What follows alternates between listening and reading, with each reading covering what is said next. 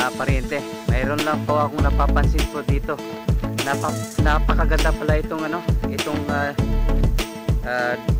drip irrigation na sistema, kasi habang sisinagan siya ng araw, kitang kita ko po yung marka ng tubig dito sa ibabaw, ang liliit, pero may marka, abot din pala siya dito sa gilid mga pariente. Kung makikita ho natin, basang basa po yung sa gilid. Kaya napakaganda pala itong drip irrigation, kasi hanggang sa ilalim po ng yung abot talaga yung pinaka ilalim po ng ugat po ng tanim. Pero yung marka ng tubig sa ibabaw maliit, pero sa gilid makikita ho natin yung marka po ng tubig na tumatagos hanggang gilid mga pariente.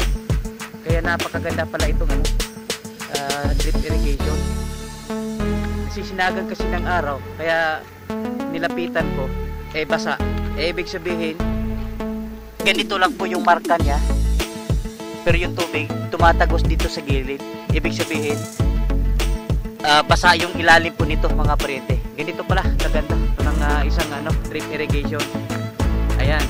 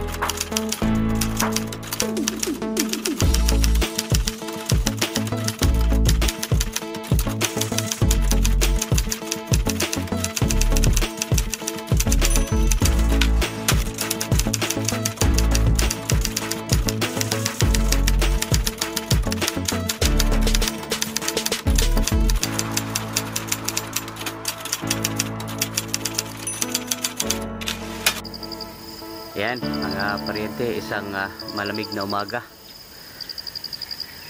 Ito na po yung ating mga kama. Natakpan na po ng plastic mulch. At yung target ko kasi dapat sa sunod na linggo pwede na po tayo maglipat tanim. Kaso medyo alanganin po yung ating pula mga pariente. Mukhang mayroon pong problema po doon, kasi hindi sabay-sabay silang sumisibol, at saka sa tingin ko parang nakukulangan po ng tubig. Ayan, at sisilipin na rin po natin. Ito po yung katabi po niya. Ayan, ito po yung mga plat na matagal na pong natapos, at wala pa pong mga tanim po rito. At yung plano ko sana, yung pinunla ko pong talong, yung sobra po doon dito ko ilalagay. Kaso lang nagbago po yung isip ko mga pariente, kasi makikita ho naman natin dito po sa ating dalawang tudling na okra, dikit-dikit po mga pariente, at hirap po yung po rito magpipitas. Papaano na lang kung ganito po yung maging sitwasyon po dun sa ating talong. Kung talong po itatanim po natin dito, dahil masyado makitid po yung pagitan po ng bawat kama mga pariente. Kaya kahapon nakapagpasya po ako ng magpunla ng siling panigang katulad po nito mga pariente. Ayan, kaya yung itatanim po natin dito, ito na lang po siling panigang, kasi pag talong po ay napakahirap. Pag yan po nagmamature katulad po nito, saan ka pipitas? Magpang-abot na po yung mga dahon mga pariente. Ayan, paano ka maglagay po ng mga abono? Ang hirap, at yung pagdilig ang hirap din. Kaya napag-isipan ko na yung itatanim po natin dito yung siling panigang katulad po niyan. Yung po mga ilang puno po riyan, yan na po itatanim po natin dito, kasi hindi po siya masyadong lumalaki. Hindi po katulad nitong okra at saka yung talong na lumalaki, at napakahirap po magpitas kung sakasakali. Kaya napakakitino kasi ng po rito, yung pagitan po ng bawat kama. Ayan, At mamaya po pag ano, hindi ko pa magmula kung bumalik po ako rito, hindi ko pa napasyalan o nasilip yung pong kalagayan bunda sa dulo. Yan, maya maya po ano, pupuntahan po natin yung pong area po doon sa pinakadulo niyan.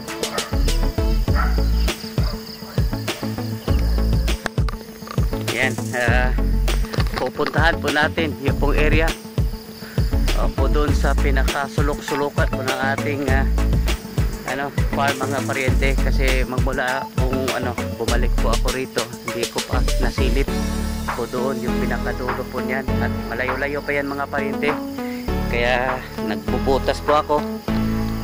Mahirap na, baka masukal masyado doon.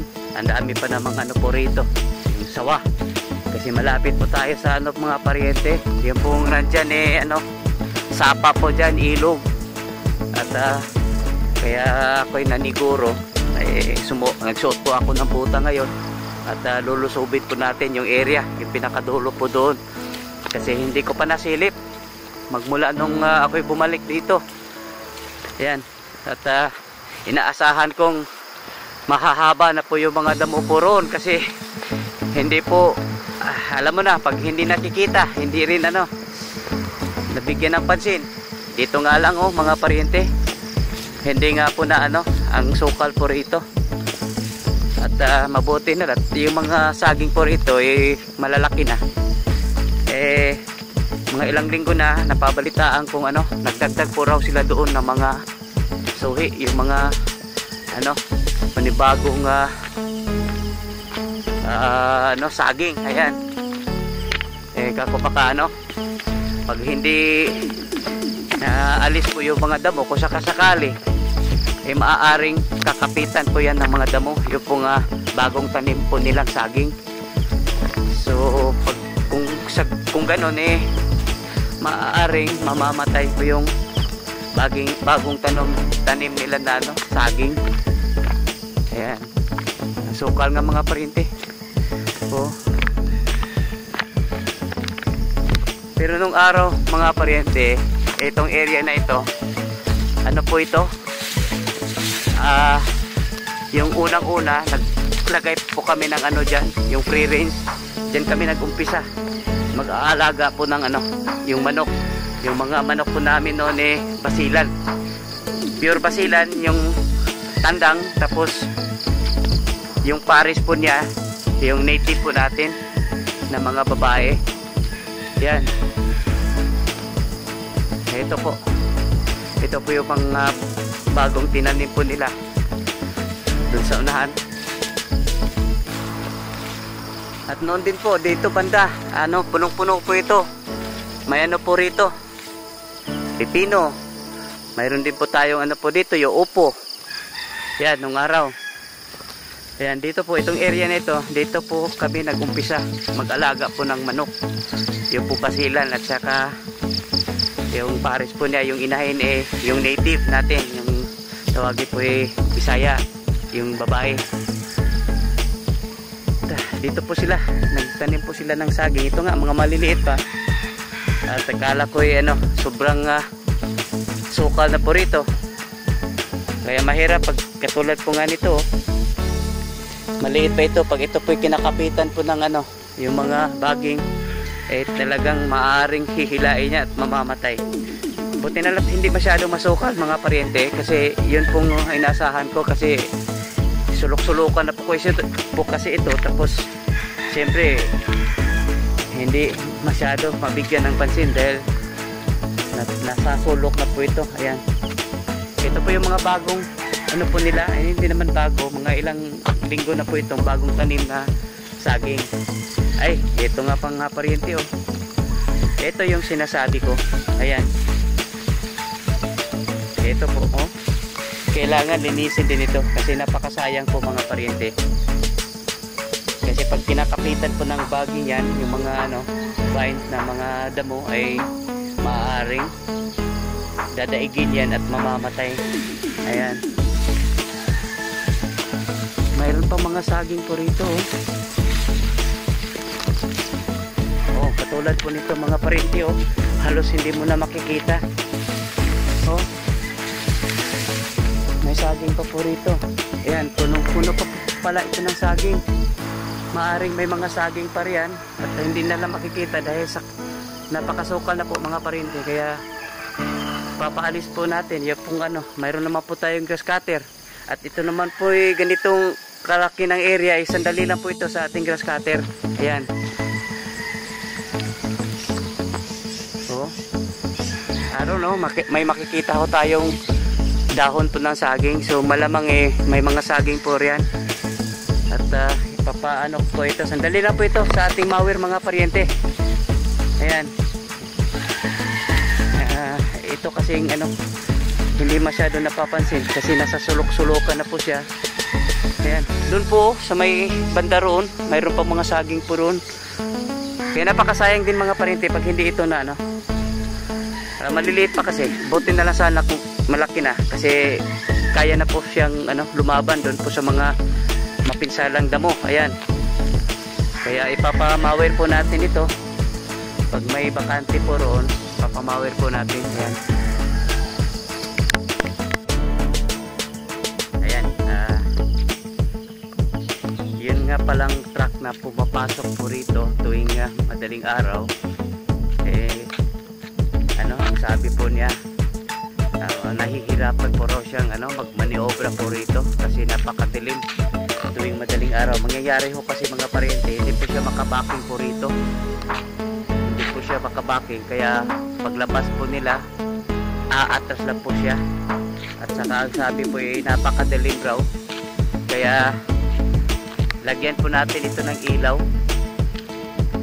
Ito po, itong poste na ito, maglagay po tayo ng isang ilaw po rito at isang ilaw po rito doon sa may kanto. Ayan, ang hirap po magmaniobra ang sabi po ng truck driver. Kaya sandali lang naman yan, hindi naman tayo pumipili po ng ano, ng mga wire kasi yung wire po mayroon po tayong ano po rito. Ito po kasing gamit kong kable dito po sa CCTV, ito po ay Siamese cable. Kumbaga yung kable kasama na rin yung ano, power supply po doon. At nangyayari kasi nga inihiwalay po natin yung power supply po nito at saka yung dalawang CCTV doon sa likod. Kaya marami ho tayong nakukuhang ano, katulad po nito mga paryente ho. Ito po ay naka-attach po doon sa coaxial cable. Ayan, ito po yung mga power supply at inaalis po natin kasi napakasayang magmula doon sa ating bahay. Yan po kahaba, yun po yung ating nakuhang ano, mga duplex. Ito po ay kasama po doon sa RG6 na Siamese coaxial cable. Kaya hindi na po tayo bumibili po ng anong duplex wire. Yan na lang po ginagamit po natin.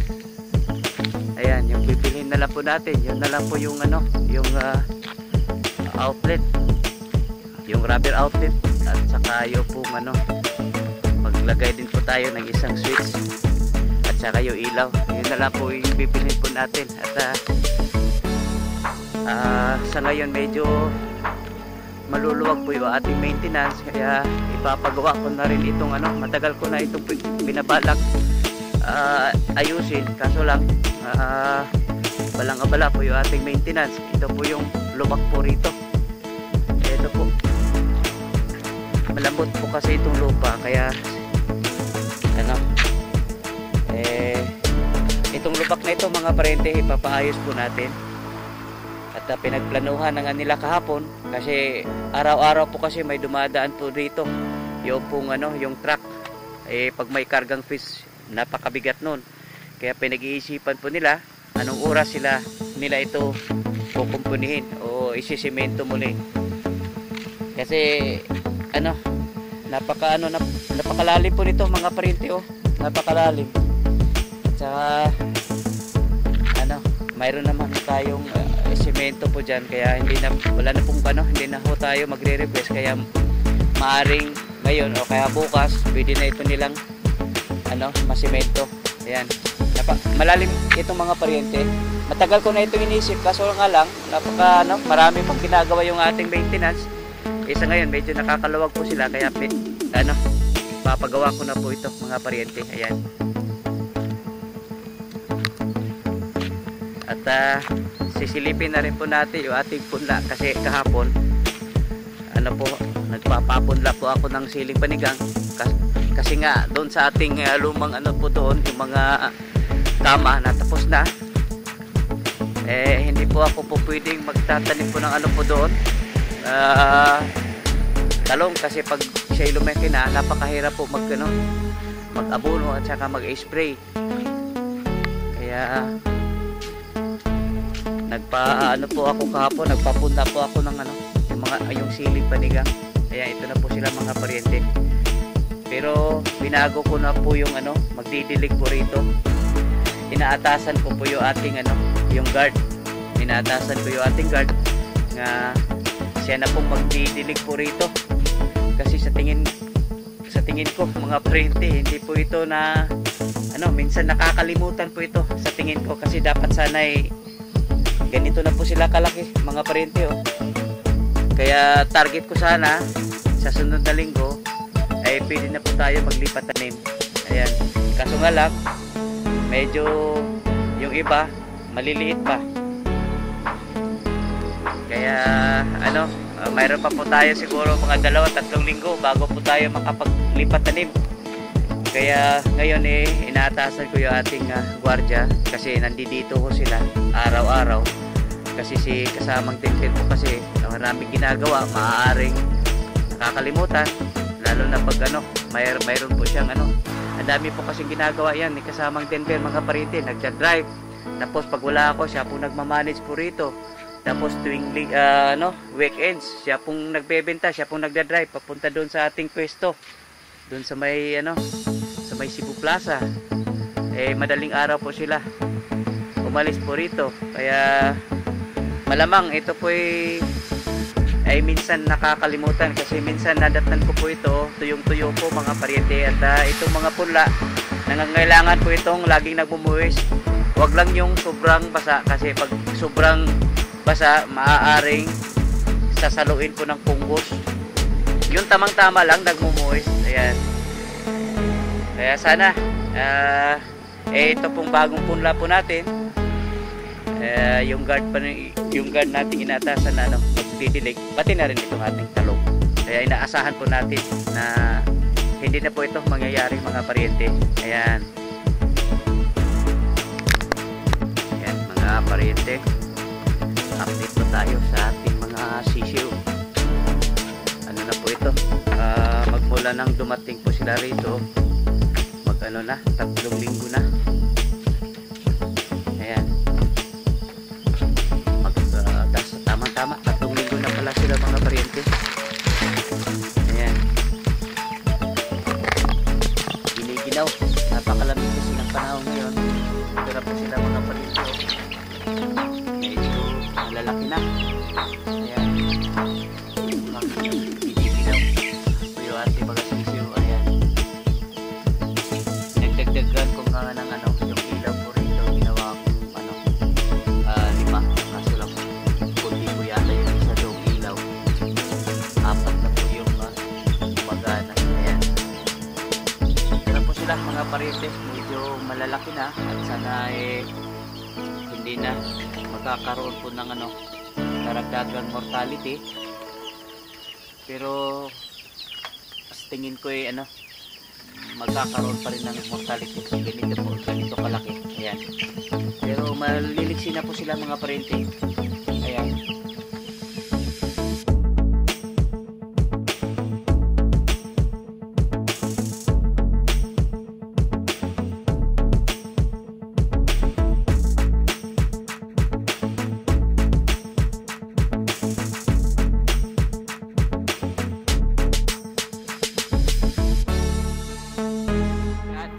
Yun ang luyo o dunot. Ayan, umu-epekto po mga paryente. Yung po binigay po nating gamot, umu-epekto. Kasi pag ganitong yung papaya po natin, pag ganyan, pag medyo may hinog na, Sa likod ka na, bro. Ka na kuan, way okay siya no. Lay tama. Oh. Oh. Pero sa una, grabe ko kay ito.